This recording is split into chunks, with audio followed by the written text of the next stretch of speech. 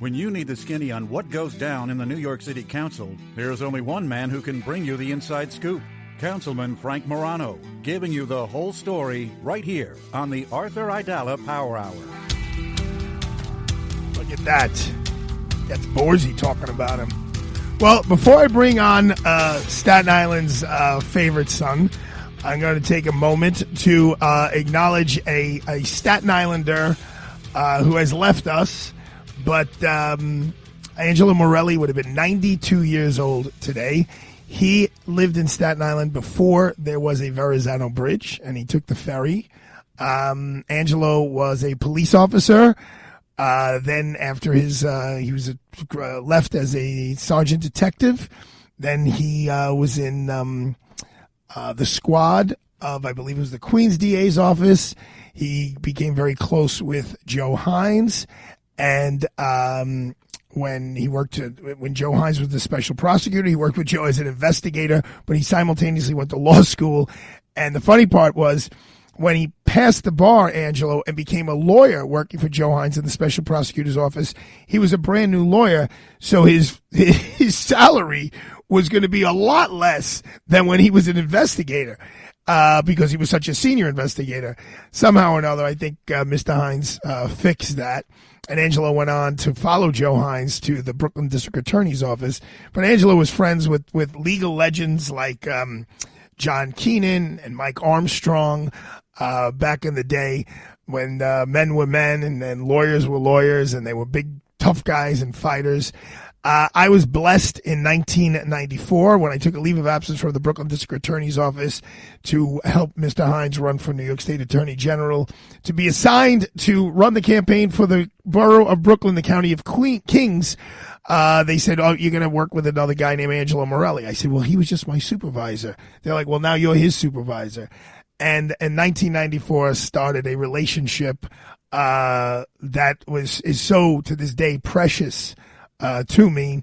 After my immediate family, Angelo had an influence on me, my life, how I live my life, on a level that really I can't imagine anyone else did, because he was there in those very formative years when I was in the DA's office and then ran for city council. He worked almost as hard as I did when I ran for city council, and then he supported me through every aspect of my life thereafter. I miss him dearly. He passed away in 2019, right before the COVID hit.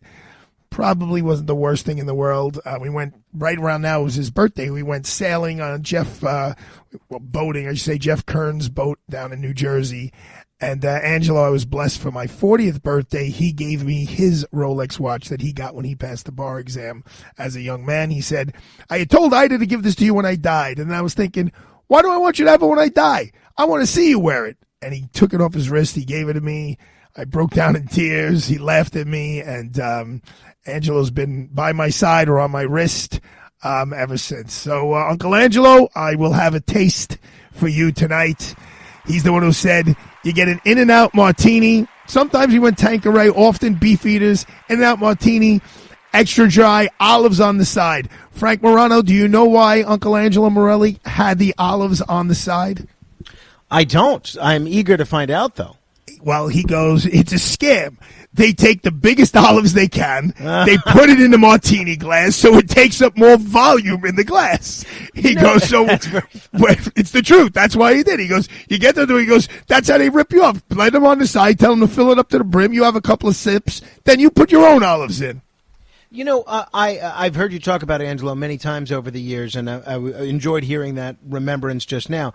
But I missed why we're talking about him today. Today would have been his 92nd birthday. Today would have been his 92nd birthday. Someone else who you know, and he was a Howard Avenue guy. He was a real Staten Islander. Really. Yeah. I think I actually met him a couple of times. He absolutely loved Staten Island. He loved his life there, right by Clove Lakes.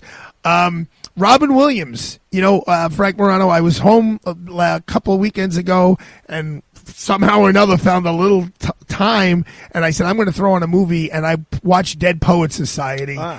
And, you know, Robin Williams has to go down as one of the most, the actor who could just play, so diversified. He could play so many different roles.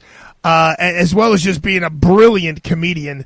Does Frank Morano have any thoughts on the legend of Robin Williams? I'm a fan. I'm sorry that I never got to know him, obviously, and get to meet him. I agree with what you said about his versatility as an actor. Obviously, so many people know him as a comedic actor, and certainly going back to the days of Mork and Mindy, there was nobody better. But you mentioned Dead Poet Society. He had a number of other terrific dramatic roles. Good Will Hunting, Awakenings, and even his variety of comedy is so different. For instance, his role in The Birdcage was certainly not like his role in Patch Adams. Both very funny, but both in very different ways. So obviously, a life gone way too quickly, and obviously he's still very missed, and it's great that he's left such a legacy through his motion pictures and through all the other work that he's done that we can still enjoy and look back on so much of his work. He did a very funny comedic monologue one time about, I think it was basically a stand-up routine about golf and the invention, how the Scots invented golf. Yes. I thought you still watch that today. Yes. It's still so hysterical. Absolutely. He did take his own life, but that was after a diagnosis of that bad dementia, Lewy body dementia. Lewy body, yeah. My Uncle Carmine had that. It was very tough. Very tough. It's a devastating way to go. So, Frank Morano, do you have any commendations off the top of your head? Any denunciations? It's funny. I had forgotten last week that you would ask me to do that, and so I quickly just jotted down a few, and then it's been building up because I had no problem jotting down a bunch. What do you want to start with? You want a commendation or a denunciation? Let's go. Let's end on a high note. So let's start with the denunciation. Is this the Alley Cat music? What music should this be? Yeah, it was this was usually Rhapsody in Blue. Okay, so please go find that there, Mr. Sambolino, and I will listen to some denunciations by Councilman Well, are we going to Frank talk Morano. during each, or am I just going to we'll listen? chit-chat. Let's see how it plays out. All right, okay. Because usually when I would do these, I would just kind of list them, but I like the interactive format with you. All right, here it goes.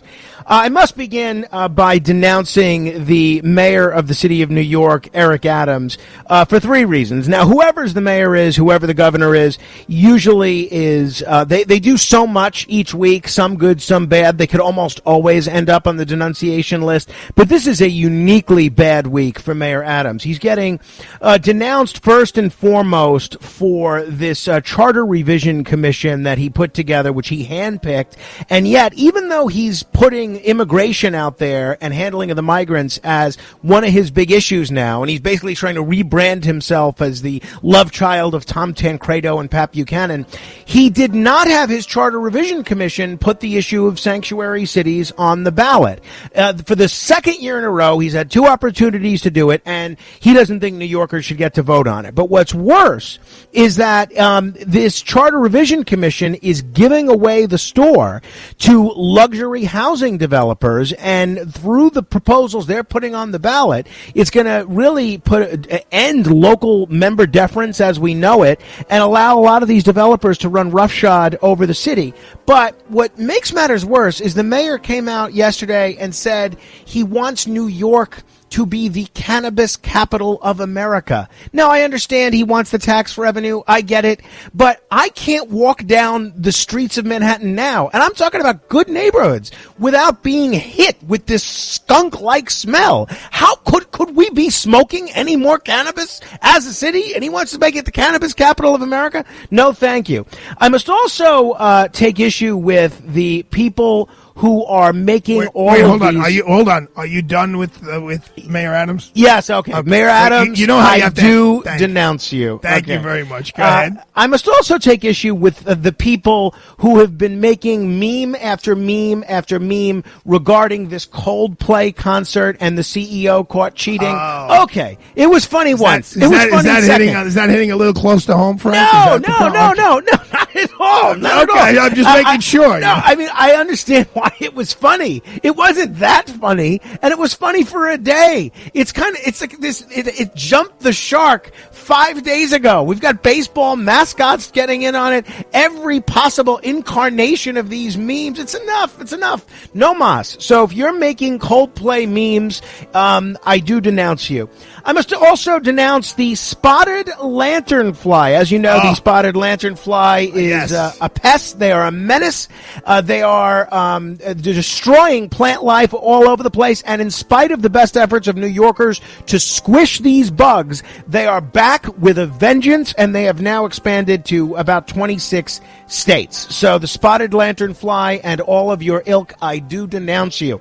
I must also denounce the former governor of New York, Andrew Cuomo, because he said if he loses the mayoral election to Zohran Mamdani, he's moving to Florida. Now, nothing says sore loser like a guy that loses an election and moves to another state. What makes this even more embarrassing for the mayor is the former governor. Is that he moved to New York City just a couple of months ago just to run for mayor. So it's not exactly a great loss to New Yorkers that he never lived here. Listen, his mother lives here, so he's moving close to his mom. All right, denounce Governor Cuomo, and then we'll move on. All right, Governor Cuomo, I do denounce you. I must also denounce these health insurance companies because apparently it's not enough, how they're mistreating customers. The individual market insurers are now requesting the largest premium increases in more than 5 years. If people don't know the process, each spring and summer, health insurers submit rate filings to state regulators to justify premium changes. And boy, oh boy, are they trying to raise rates. And it looks like they're going to get away with it. And we're going to see health insurance premiums soar to a bigger rate than they have in many, many years. So to all these insurance companies that are seeking these large premium rate increases, I do denounce you. All right, can we move on to some positive now? Sure, My absolutely. God, did Absolutely. you have this pent? All right, San Bernardino, now we got to change. We got to go to the Alley Cat music now. There was a couple of one. That was one. Stray Cat Strut was also one. All right, I have to begin with... Hold on, one of our listeners wants to know, I want to know when Frank Morano can help Staten Island break away from New York City, and he can be the first mayor of Staten Island. Are there any chance of Staten Island breaking away? I think it's unlikely. For starters, unlike Andrew Cuomo, I'm not ready to give up on New York just yet. I'm wanting to make New York great again, and I believe New York City is still a great place, even in spite of all its faults. I'd like to make it better rather than just throw up my hands and give up. So I don't see that happening. So give us a commendation. Let's have some positivity here. I have to begin with a commendation for our Director of National Intelligence, Tulsi Gabbard. It's no secret I've been a fan of Tulsi Gabbard for a long time. But you wanted her to run for president. Please. I still wanted to run. I'm hoping she's at the top of the ticket in 2028 or 2032. Well, the Las Vegas guys are saying it's going to be the vice president. Well, I think he'd be a great choice also, obviously. The 1 and 2, those are my top two choices.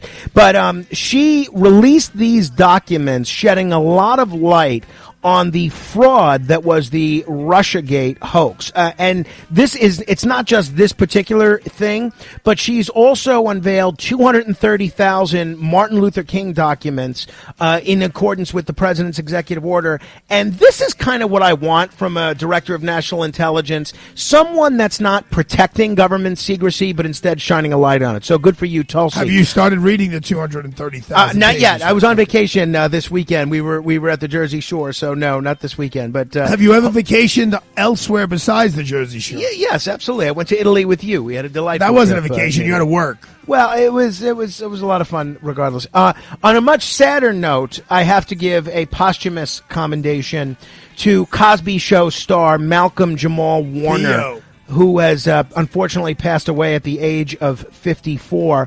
Obviously was iconic on that show, The Cosby Show, and much like Robin Williams, who we were talking about earlier, taken from us way too young at only 54 years old, drowning in Costa Rica. Very, very sad. Such a talent, and not that I ever knew him, but he seemed like a really nice guy, so I'm sorry to see him pass away at so young.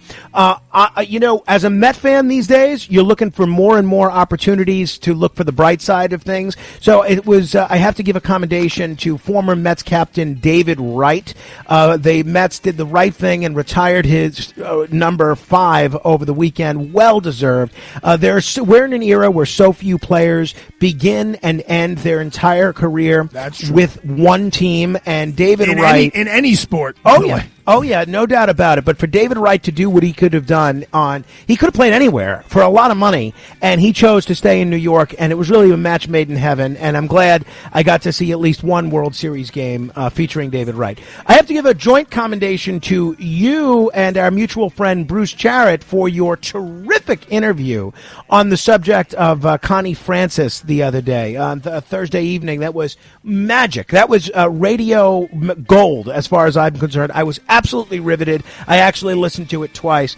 And you're, of course, not the only Aidala getting a commendation, but I have to give a commendation to your mother, Chick, because she sent this delightful goodie basket to our house, which my son and Tara's 2 sons across the street broke into. And I don't know what they were more excited about, the teddy bear or the candy. I'm not sure what we did to deserve such a nice goodie bag, but apparently I think everyone is still surprised that you actually won this election. Yeah, so, nobody more so than me. I get it. So with 2 minutes left, Frank. All right, I have to give a commendation to Alec von Kajadorian at 5 years old, the youngest performer at Carnegie Hall, performing on Sunday. And then lastly, I'll give a commendation. Well, I'll make it penultimately. The Cajun accent was voted the most attractive accent in the United States. And finally, perhaps most importantly, a commendation to ESU Sergeant Brian Vesely and Detective Dan Dongavort, 2 hero cops who rushed into a burning house in Queens the other day and on Wednesday morning leapt into action, busting down doors and dousing the flames while searching for the victims. And you look at the video, and really the only word that describes these guys is heroes. And we throw that word around a lot about sports figures or lawyers or business titans. These guys really are heroes. Everybody should know both of their names. And Speaking of heroes, Frank Morano, thank you for the denunciations and the commendations. I'm glad I got to take the last 20 minutes off. Have you seen the new Superman movie? Not yet. I'm still not caught up on the last one, honestly. So I don't think you really need to see the last one to see this one. Yeah, I haven't seen it yet. I do want to see it. I like a good superhero movie now and again, and based on what I've heard from some of the reviews, it's a little bit lighter than some of the recent dark superhero films that we've been getting. Yes, it's a very nice way to pass the time. Well, it's Mondays, and it's Morano. Have you passed any bills this week? It's Monday. Did you pass a bill today? No, not today. Not yet. Not yet, but stay tuned. We have some good stuff that's coming up. People should follow my social media. If they go to moranoforcouncil.com, they could find me on all forms of social media there. And if you want to make a donation to our campaign, I am running for my 3rd election in November, 3rd election in 1 year, so we could certainly use the help. All right. Thank you, Mr. Morano. Next week, I would like to hear about what you do this week now that you're back from vacation within the halls of City Hall. Absolutely. This is going to be an interesting week, let me tell you. All right. It's Arthur Aidala. Good evening, Councilman. Thank you for joining us.